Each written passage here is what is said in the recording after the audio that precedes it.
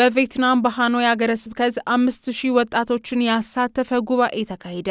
በቪየትናም የሚገኙ የቤተክርስቲያን መሪዎች በሃኖይ ሀገረ ስብከት ወደ 5000 የሚጠጉ ወጣቶችን ያሳተፈውን ጉባኤ መጋቢት 13 ቀን 2018 ዓ.ም በማዘጋጀት ባስተላለፉት መልእክት ወጣቶች ከምቾት ወጥተው የተልእኮ ህይወትን እንዲቀበሉ አሳስበዋል።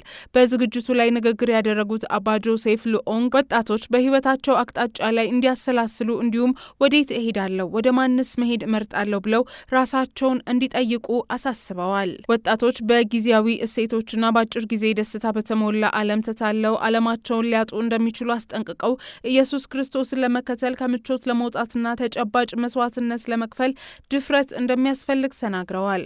ጉባኤው በወጣቶች በሚመሩ ህይወት ሰጪ መርሃ ግብሮች የተጀመረ ሲሆን የስልጠና ክፍለ ጊዜና የጋራ ጸሎት ቀርቧል። የሃኖይ ሀገረ ስብከት ሊቀ ጳጳስ አቡነ ጆሴፍ በመልእክታቸው ወደ እግዚአብሔር ቤት መታችሁ ኑሩ የሚለውን ጥሪ ከኢየሱስ ክርስቶስ ጋር ባለ ዘላቂ ግንኙነት ላይ የተመሰረተ መሆኑን አጽንኦት ሰጥተው ወጣቶች ወደ ጉባኤው የመጡት ጊዜያዊ ስሜት ፍለጋ ሳይሆን ከክርስቶስ ጋር ዘላቂ ግንኙነት ለመመስረት ነው ሲሉ መልእክታቸውን አስተላልፈዋል። መረጃውን ያደረሰን የቫቲካን ሚዲያ ነው።